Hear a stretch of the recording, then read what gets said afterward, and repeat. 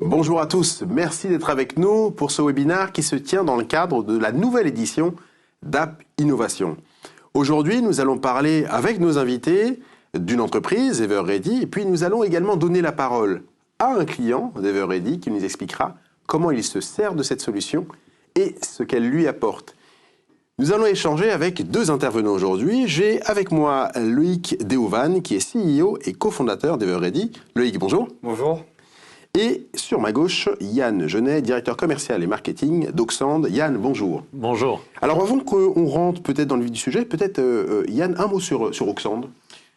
Oxand, c'est entre guillemets aussi une start-up, mais qui a 20 ans aujourd'hui, qui est leader sur la gestion prédictive des investissements pour le bâtiment et les infrastructures. C'est une centaine de collaborateurs, une quinzaine de personnes au niveau du département Sales and Marketing, présents principalement en Europe, en France, cœur historique, en Suisse et en Hollande. Voilà, on intervient aujourd'hui effectivement sur l'allongement de la durée de vie finalement des bâtiments et des infrastructures pour un monde plus efficient et plus durable. Et ça, on le fait grâce à aussi de la technologie embarquée, mais aussi des consultants en tant qu'éditeurs métiers. Très bien. Alors, on va rentrer, on va détailler un peu plus tard comment fonctionne la solution Everready, mais peut-être un tout petit mot sur vous, Loïc, d'abord. Il s'agit d'abord de votre deuxième entreprise de CSTech. Vous venez de boucler une levée de fonds. J'ai presque envie de dire que vous êtes quasiment un serial entrepreneur, en tout cas en matière de CSTech. Comment vous est venue l'idée de créer Everready ? En fait, comme beaucoup d'idées, ça vient souvent du terrain. Moi, je suis un commercial à la base, commercial B2B. J'ai fait ça pendant 20 ans. J'étais commercial, directeur commercial, CEO, vous l'avez dit, d'une première start-up dans la sales tech. Et en fait, on s'est rendu compte qu'il y a une problématique qui touche tous les clients, toutes les organisations commerciales depuis quasiment 20 ans, depuis que le CRM existe. C'est que seulement 20% des informations des activités commerciales sont saisies dans le CRM. Et avec plusieurs impacts derrière, puisque quand on n'a pas... Pourquoi elles ne sont pas saisies, pardon, lui ? Qu'est-ce qui explique justement le fait qu'elles ne soient pas saisies ? On rentre dans quelque chose de très terrain. Ouais. Voilà. Yann pourra en parler, mais en fait, pour tout un tas de raisons, en fait, le commercial n'a pas le temps, ne voit pas aujourd'hui ou non plus l'intérêt de ressaisir une information qu'il a par ailleurs dans d'autres systèmes, et se focalise vraiment sur son business. Donc, pour plein de raisons, le CRM aussi qui n'est pas forcément souvent une super interface, un peu plus lourd. Donc, voilà, il y a pas mal de raisons que les entreprises connaissent bien qui font que les commerciaux aujourd'hui ne saisissent pas toute l'information et on ne peut pas leur demander de passer trop de temps et de saisir toute cette information. Résultat, c'est que l'information n'est pas présente dans le CRM. Le CRM, qui est un outil fantastique, ne peut pas délivrer toute sa valeur. Et il y a différents impacts en fait qui vont arriver. Donc le forecast d'activité commerciale est difficile à faire. Le pilotage des équipes, le marketing aussi est impacté, puisqu'on n'a pas la data, donc les campagnes marketing vont être aussi impactées. L'exécution commerciale, on va dire au sens large, va être impactée par ce phénomène. Une étude récente a montré que ça pouvait coûter entre 15 et 25% du chiffre d'affaires aux entreprises chaque année, une mauvaise qualité de données dans le CRM. Donc nous, on est parti de ce constat-là, on s'est dit, tiens, c'est quand même quelque chose de récurrent, qu'on vit ça depuis maintenant une vingtaine d'années. Et il y a un énorme gisement de productivité. On voit bien aujourd'hui les équipes en remote. En tout cas, on est dans un mouvement où, avec le nomadisme, les gens sont aussi à distance et où la qualité d'information, la fiabilité des informations qu'on partage est essentielle. Et on a voulu s'attaquer à ce problème-là. D'accord. Donc aujourd'hui, la réponse en tout cas que vous apportez, c'est vraiment permettre aux commerciaux de faciliter, de remplir plus facilement les données liées aux clients. Oui, c'est un des aspects, parce qu'en fait, le paradoxe, c'est que d'un côté, on n'a pas l'information dans le CRM, ce qui nous pose beaucoup de problèmes, on l'a vu, d'impact et de coûts. Et de l'autre côté, en fait, le paradoxe, c'est que cette data, cette information, elle est déjà présente dans le système. Les commerciaux, toute la journée, ils utilisent leur téléphone, leurs emails, leur agenda. L'information, elle est déjà digitale, présente dans les systèmes. Et donc, ce que je disais tout à l'heure, pourquoi on demande à un commercial de ressaisir une information qu'il a dans sa boîte mail ? Lui, il n'y aura aucun intérêt, et il n'y a finalement aucun intérêt pour personne. On perd du temps, on perd de l'argent, voilà, c'est pas son job. Donc nous, on a fait quelque chose de très simple. On s'est connecté directement à ces outils, et on est parti sourcer l'information à la base, qu'on a récupérée, on la synchronise directement. Première valeur d'Everready, c'est de synchroniser, de mettre la data à jour dans le CRM. Voilà, première des choses. D'accord. Peut-être quelques détails supplémentaires, Louis. Comment est-ce qu'elle fonctionne, en fait, cette solution? Donc là, vous avez commencé à donner quelques éléments. Est-ce que vous pouvez nous en dire plus sur son fonctionnement? En fait, c'est très simple. En un, on va capter la data de façon directe, fiable dans les outils. Partout? Vous la captez partout? C'est-à-dire, quand vous dites que la data, aujourd'hui, elle est répartie, c'est-à-dire que on en a dans la partie commerciale, on a une partie facturation qui a de la data. Non, là on s'est concentré. Pour l'instant, on s'est concentré sur la partie vraiment business, les commerciaux, les outils qu'ils utilisent au quotidien, toutes les équipes commerciales. On va capter la data sur les outils qu'ils utilisent au quotidien. Donc très simplement, leur téléphone, l'email, l'agenda. Il y a déjà énormément de données qui sont échangées chaque jour avec les prospects des clients. On capte cette donnée, on met à jour le CRM. Donc ça, classique. On va créer des contacts dans le CRM, un peu moins classique. Donc là, on va alimenter, on va récupérer toute la donnée qui est un peu en sommeil. Pour vous donner un exemple très concret, toutes les signatures email, on les analyse avec de l'IA. On fait une analyse sémantique et on est capable de dire, bah tiens, Loïc c'est son prénom, Deovan c'est son nom, et donc on va mettre à jour le CRM automatiquement. Donc là, on va alimenter le CRM. Donc ça, c'est première valeur. Deuxième valeur, une fois que nous, on a compris et qu'on a vu le comportement des commerciaux, on va essayer de comprendre les meilleures pratiques commerciales et on va les propager. Donc on va comprendre l'activité, on va guider les commerciaux en leur faisant des recommandations, des suggestions, en leur disant, un peu comme Waze, je prends l'exemple de Waze parce que tout le monde comprend. On va leur dire, bah tiens, ça serait peut-être bien de faire un compte-rendu suite à ton rendez-vous. On a vu que tu l'avais pas fait, ça serait peut-être bien de rappeler tel client. Et donc, on va, avec l'expérience, avec ce qu'on appelle le machine learning, petit à petit, faire des recommandations de plus en plus fines, basées sur les succès de toute l'équipe. Donc, on va créer une intelligence collective et on va faire profiter de cette donnée globale tous les commerciaux. Donc c'est quasiment un assistant, en fait, c'est quasiment... Sur cette partie-là, d'accord. Complètement, ouais. Sur cette partie-là, on pourrait le qualifier d'assistant commercial. Donc, le commercial va avoir un certain nombre de recommandations. Et la troisième valeur, c'est qu'on va donner au management des outils qui vont lui permettre de piloter son activité globalement, l'activité de ses équipes, et pouvoir corréler en fait le niveau d'activité réel de l'équipe avec le pipeline, avec le signé, avec le business, et donc améliorer cette visibilité sur quel est l'effort de mon équipe commerciale, avec quel client, où est-ce qu'on passe notre temps, comment. Bien comprendre l'activité, c'est pouvoir ensuite s'améliorer. Alors on parlera plus tard de chiffres avec Yann, mais est-ce qu'on a est-ce que votre solution donne peut-être des petits éléments comme ça, des petits chiffres, des pourcentages qui permettent de dire on a un taux, en faisant plutôt ça, en le rappelant, on a peut-être plus de chances de signer, ainsi de suite. Est-ce qu'on a ce genre de petites données qui peut être intéressante pour le commercial lui-même et pour l'équipe en général Complètement. Donc je parlais d'intelligence collective, c'est de faire bénéficier à tout le monde des meilleures pratiques.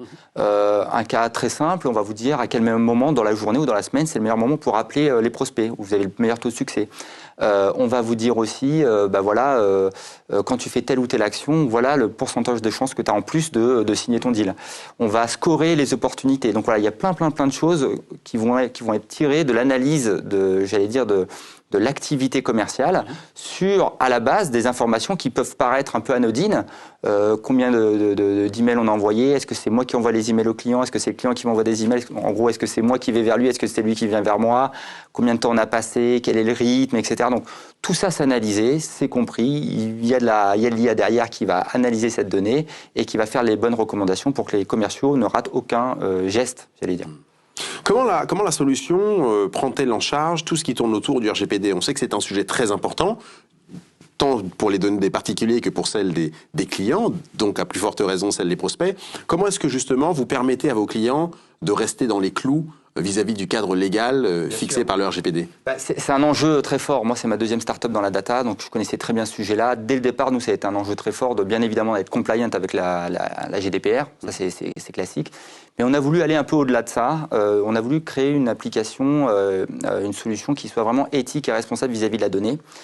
Éthique dans la façon dont on la collecte, dans les données qu'on va capter, responsable dans la façon dont on va utiliser derrière la donnée. Donc, pour faire simple, à aucun moment la donnée doit se retourner contre son utilisateur. On veut créer cette intelligence collective, on veut faire adhérer toute l'équipe. Donc, on a joué sur le niveau de granularité de l'information. On a bien évidemment développé des agents intelligents qui écartent toutes les données personnelles, même si vous avez utilisé des outils professionnels, comme votre boîte mail ou autre. Dès que nous, on détecte une information personnelle, on va la sortir du process. Le logiciel logiciel la met automatiquement de côté. Automatiquement de côté, on ne va pas la prendre. On va jouer beaucoup sur le niveau de granularité pour donner une visibilité au management sur l'activité de l'équipe, mais pas forcément l'activité individuelle de chaque utilisateur. Donc le but du jeu, c'est pas de vous dire Pierre-Paul Jacques, qu'est-ce qu'il fait le jeudi après-midi à 14h. C'est pas du tout ça le but d'activité. C'est de comprendre, et peut-être Yann en parlera tout à l'heure, c'est de comprendre mon équipe cette semaine, ce mois-ci, est-ce que notre niveau d'activité nous permet d'atteindre nos objectifs. Voilà, c'est à ça qu'on veut répondre. Donc on est vraiment dans une logique d'accompagnement, on n'est pas dans une logique de suivi. Suivi individuel, non, pas du tout. Et donc, je parlais de mieux comprendre son activité, son équipe. C'est déjà bien d'avoir ce niveau macro, de bien comprendre. Et il y a déjà un grand pas à faire avant de rentrer dans le détail. Et voilà, les managers commerciaux savent très bien ensuite faire des points individuels et aller creuser avec chacun et améliorer les capacités ou les performances de chaque individu dans l'équipe. Yann va justement nous dire comment est-ce qu'il fait, comment est-ce qu'il procède avec cette solution. Vous avez implémenté la solution d'Everready depuis quelques mois. Qu'est-ce que vous en tirez et comment est-ce que vous l'utilisez au quotidien et quels sont les bénéfices que vous en tirez, Yann? Ce qui est important par rapport à cette solution, c'est sa facilité finalement d'implémentation entre Salesforce et effectivement l'application. Ce qui fait que rapidement, en moins d'une demi-journée, vous avez fait la connexion et le paramétrage. Une semaine après, vous avez déjà les premiers résultats. Donc, vous avez des résultats à la fois par la boîte email et sur l'application sur le téléphone. Ce qui permet d'embarquer les équipes, de ne pas avoir un effet de tunnel comme on peut avoir sur certains projets et également de pouvoir directement aller derrière impacter finalement au niveau de l'organisation. Ce que disait Loïc, c'est-à-dire au niveau des commerciaux de voir que les messages managériaux finalement, est-ce qu'on doit axer sur la prospection? Est-ce qu'on doit axer plutôt sur le closing? Est-ce qu'on doit axer sur du suivi client? Est-ce que je le fais avec les bons KPI en termes de messages? Est-ce que moi, mon impact que je souhaite au niveau de mon équipe par rapport à des périodes d'année ou des périodes trimestrielles, c'est plus de la prospection ou plus du closing? Et de voir que ce message, finalement, au niveau de l'équipe, il est bien passé, et donc on est bien orienté sur les bonnes choses, et donc de vite, parce que la semaine, ça passe quand même vite. Et donc d'avoir ce retour et ce feedback et de pouvoir aussi le partager avec l'équipe, de dire voilà, on est bien ou là on n'est pas bien. Donc moi de corriger mon message et eux ayant les mêmes résultats à leur niveau, de voir si eux ils sont aussi alignés. Ça c'est un premier point de quick win, de résultats rapides qu'on peut avoir. Derrière, on a aussi le fait d'analyser les canaux. Est-ce que c'est plutôt l'email? Est-ce que c'est plutôt la prospection téléphonique qui génère le plus de rendez-vous? On a ce niveau de granularité, en fait. Ça permet effectivement de voir, comme on dit, on se connecte à la fois à l'agenda, au téléphone et aux emails, de voir un peu les canaux. Et donc, en fonction soit de verticaux, soit d'équipes commerciales, quels sont les canaux qui marchent le mieux? Et donc, de pouvoir avoir des feedbacks aux équipes en disant, voilà, un tel, c'est ça qui marche bien, et donc d'avoir des moteurs de recommandation au niveau des équipes, de dire voilà, telle équipe, voilà ce qui marche le mieux sur ton pays ou sur ton vertical. Derrière, on a le côté effectivement moteur de recommandation de oublie pas de. Donc on parlait d'assistants intelligents, effectivement, la vente devient de plus en plus mathématique, c'est 90% de maths et 10% d'art, on va dire. Et ce qui était à une époque, on disait que c'était plutôt l'inverse. Oui. Voilà. Aujourd'hui, c'est plutôt des mathématiques. Et donc, dans ce découpage, d'ailleurs, où Salesforce a été assez précurseur sur cette exécution commerciale, on vient aider finalement les commerciaux à gagner du temps. Voilà, ils ne peuvent pas tout faire non plus. Et donc, moi, en tant que client, en tout cas d'Everready, tout ce qui me permet de leur faire gagner du temps, voilà, que ça soit de trouver des numéros de téléphone facilement sur Internet, voilà, je ne citerai pas de nom d'application, mais il y en a certaines. Voilà, ça me fait gagner du temps, ça leur fait gagner du temps, et donc ça me permet, moi, dans les mathématiques, d'assurer finalement les quotas que je dois délivrer. Donc derrière, effectivement, un dernier point qui est important, c'est de voir que les commerciaux, en fonction des deals qu'ils ont à clôturer, ils passent bien une bonne durée de temps, entre guillemets, parce qu'il y a une analyse de combien de temps on passe en moyenne sur les deals, hein, est-ce qu'ils sont bien au bon endroit au bon moment. Voilà. Est-ce qu'ils utilisent bien le mail au bon moment? Est-ce qu'ils ont contacté le client au bon moment? C'est ce type d'éléments que vous regardez? Effectivement, il y a ces recommandations-là. Tu devrais plutôt contacter ton client le mercredi après-midi parce que au résultat de toute l'équipe, il semble que ça soit là où il est le plus réceptif. Mais il y a aussi le temps passé sur les deals, c'est-à-dire dans les réunions internes, on a la capacité, si vous voulez, d'avoir aussi, alors on n'a pas parlé, mais partie interne, externe, mais de voir combien de temps on passe finalement sur un deal. Et quand vous êtes, moi je suis aussi dans l'univers du logiciel, on est quand même sur souvent des montants qui sont assez significatifs, un investissement d'avant-vente qui est conséquent. Donc il est important derrière de rapidement dire ok, on va mettre de l'énergie sur cette affaire-là parce que là, les indicateurs qu'on a sont bons et donc on a une forte chance de le transformer.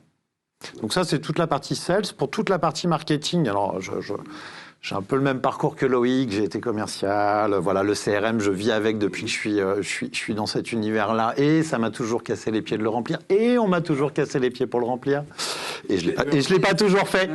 Et je l'ai pas. Et donc, oui, mais donc effectivement, la bonne idée finalement de Loïc et d'Everready, c'est de venir corriger quelque chose sur lequel le management se bat depuis des années et se continuera à se battre, avec des résultats plus ou moins bons par moment, alors suivant l'intensité qu'on y met. Alors qu'aujourd'hui, effectivement, dans la robotisation par rapport aux solutions et effectivement avec un peu d'IA derrière, on est en capacité d'automatiser plein de choses. Ça serait dommage de ne pas se priver finalement de ça pour répondre à un enjeu du marketing qui râle, parce que les commerciaux effectivement n'ont pas mis à jour la donnée, donc eux ils ont un taux de ce qu'on appelle des bandes en anglais, donc de mauvaises adresses important, alors qu'on peut le faire. Et même je vais plus loin, même moi parfois je râle après eux parce que je veux appeler un client, je vais chercher le numéro dans le CRM, c'est pas le bon numéro, et lui il va me dire ah bah oui mais moi je l'ai mais dans ma boîte mail. Et donc, on facilite finalement cette connaissance. On a effectivement en plus quelque chose qui s'update en permanence, qui peut reprendre l'historique aussi sur une certaine durée, et qui élimine tous les bruits parasites. Effectivement, il faut que j'ai un compte, un contact pour que ça vienne se mettre à jour. Si j'appelle ma maman, effectivement, ma maman n'étant pas présente dans le CRM, il n'y a pas d'information qui est collectée. C'est ce que disait comment dans le système, effectivement, on élimine finalement la partie vie perso de la vie pro. Donc voilà le principal usage qui permet effectivement, pour revenir sur le marketing, d'avoir une base qui s'enrichit, donc moi un marché adressable qui augmente, et donc d'avoir le message qui porte sur les bonnes personnes, avec les bonnes adresses, et donc qui me permet de générer plus de business. On a parlé avec Loïc à l'instant de RGPD, j'aimerais que vous m'en disiez deux mots aussi. Vous avez donné un exemple, j'appelle ma mère et finalement le numéro n'est pas conservé. Comment est-ce qu'aujourd'hui cette solution, au jour le jour, et pour notamment les commerciaux, elle leur permet justement de mieux appréhender cette problématique de RGPD, de faire attention aux données des clients, de ne pas avoir trop de données personnelles, ainsi de suite. Donc je vous donnais un exemple déjà pour les contacts. Il faut qu'il y ait un compte existant, dans lequel on est en relation, et c'est ça qui va créer finalement le fait qu'on incrémente sur ce compte des nouveaux contacts, puisque par l'extension email, il y a effectivement c'est cette extension email qui va le faire remonter. Après sur ce que disait Loïc, il y a la possibilité très simplement dans l'application d'éliminer des numéros, de dire voilà tel numéro, je veux pas qu'il y ait de remontée de ces informations. Et donc, c'est comme ça, si vous voulez, que vous allez dire, j'ai une partie qui est native dans le paramétrage, et j'ai une partie, c'est moi, utilisateur, qui peut le décider. D'accord. Et après, juste pour finir, et après, effectivement, tout ça, c'est pas... Moi, j'ai regardé la partie opérationnelle, après, j'ai une directrice juridique dont, effectivement, a regardé, finalement, le contrat et sa conformité avec la RGPD ou la GDPR. D'accord, comme on dit en français ou en anglais, c'est ça. Un tout dernier mot sur votre utilisation. Alors, vous l'avez dit en passant, Yann, comment ont réagi les équipes? Parce que on peut imaginer que ça fait un outil de plus. Alors déjà, avec le CRM, on sait que les gens n'aiment pas forcément trop ça, les commerçants n'aiment pas remplir les données, alors on leur ajoute encore un logiciel. Comment est-ce qu'ils l'ont accepté? Est-ce que ça a été... Alors, on ajoute un logiciel, c'est pas exactement le cas, il y a une brique supplémentaire en tout cas qui vient les accompagner. Est-ce qu'ils l'ont bien pris ou est-ce qu'ils l'ont encore pris comme « Ah non, on va nous rajouter encore un dispositif en plus, on n'en a pas besoin, il faut que je sois sur le terrain pour avoir mes clients ». Je leur fais gagner du temps. En soi, puisque en soi, ils ont pu saisir forcément toutes les informations, d'aller regarder si le numéro de téléphone du contact en bas, il est bien dans Salesforce. Tiens, oui, t'as pas mis son portable alors qu'il était dans sa signature. Là, ça s'incrémente finalement automatiquement. En plus, il a les résultats de cette incrémentation. Il voit toutes les semaines combien de contacts sur son périmètre ont été mis à jour. Et moi, au global. Donc, c'est aussi de lui permettre de voir comment cette application l'aide. La deuxième chose, elle lui donne des indicateurs qui doivent l'aider dans son business. C'est-à-dire, au-delà des revues, effectivement, d'opportunités qu'on peut faire, de dire, tiens, regarde, là, tu passes du temps, et tu passes du temps, finalement, avec ceux qu'on a identifiés comme à fort potentiel. C'est bien, tu es bien aligné. Ou, attention, regarde, par auto-diagnostic, hein, là, tu passes beaucoup de temps, finalement, sur du suivi client, alors que moi, en ce moment, je vous demande de mettre de l'intensité sur la prospection. Donc ça permet à chacun finalement, et dans le message, de le faire dans quelque chose qui sort de l'affect. Hein. C'est pas je t'en veux pas, j'ai pas, voilà. C'est juste regarde, prends les chiffres. Des données factuelles. Des données factuelles, effectivement, et l'agenda, effectivement, des revues d'agenda, de regarder c'est quoi l'activité, où est-ce que je peux venir t'aider. Voilà, c'est des choses qu'on fait finalement naturellement en termes de management. Là, c'est lui permettre aussi d'avoir son autodiagnostic et de dire est-ce qu'on est bien aligné sur les bons messages. Et si on n'est pas aligné, je reviens, c'est pas un outil de flicage, c'est un outil pour les aider eux. Et dans cette aide-là, finalement, le management moderne aussi, c'est de s'appuyer sur des chiffres. C'est-à-dire, c'est plus X ou Y qui a fait ci, qui a fait... Il y a des chiffres, on revient à des modèles mathématiques complexes, on fait progresser nos collaborateurs pour qu'ils soient les meilleurs. Il y a une compétition dehors, voilà. Et donc, c'est de leur donner toutes les armes, finalement, pour être les meilleurs. Everready, c'est de leur donner, finalement, des munitions supplémentaires pour être les meilleurs. D'accord. On arrive quasiment à la fin de cet entretien. Une toute dernière question, Loïc, et très rapide, s'il vous plaît. Quelles sont, en quelques mots, les prochaines étapes de la roadmap et des évolutions qu'on va attendre et qu'on verra sur votre solution? Donc la roadmap est très riche, comme toute start-up. On a des idées plein la tête, il y a plein de choses à faire avec la donnée. Non, je vais en profiter pour parler d'un nouveau module là, qu'on est en train de lancer, qui va être commercialisé là, dans les prochaines semaines, qui est un module de diagnostic CRM, qui va permettre d'analyser, d'un point de vue vraiment business, data, les données présentes dans le CRM. Combien l'entreprise a de comptes, combien de contacts, en moyenne combien de contacts par compte, est-ce qu'il y a des comptes qui n'ont pas de contacts, quand est-ce qu'ont été contactés les derniers, combien de contacts sont restés sans être travaillés par les commerciaux, etc. Donc une analyse très business du CRM en un clic, très rapide, qui va donner cette vision diagnostique et qui va permettre aux entreprises de prendre conscience de la donnée qu'elles ont, de voir comment les dispatcher, comment l'utilisent au sein de l'organisation commerciale, toujours pour s'améliorer, pour savoir comment mon marketing va réagir, comment je distribue les comptes au sein de mes équipes, donc ce qu'on appelle le territory management dans le langage anglo-saxon. Donc voilà, ça c'est vraiment un module, je pense, très prometteur, qui a été demandé, on va dire, du terrain, et là on a sorti les premières versions, on va dire un peu en mode bêta. D'accord. Et non, très très prometteur, et donc j'invite tout le monde à regarder ce futur module très prochainement. D'accord, donc du nouveau pour Everready dans très peu de temps. Merci beaucoup messieurs d'avoir été avec nous aujourd'hui. Merci à vous de nous avoir suivis. Je vous rappelle que vous pouvez suivre d'autres contenus tout au long d'App Innovation. Je vous souhaite une excellente journée et je vous dis à bientôt.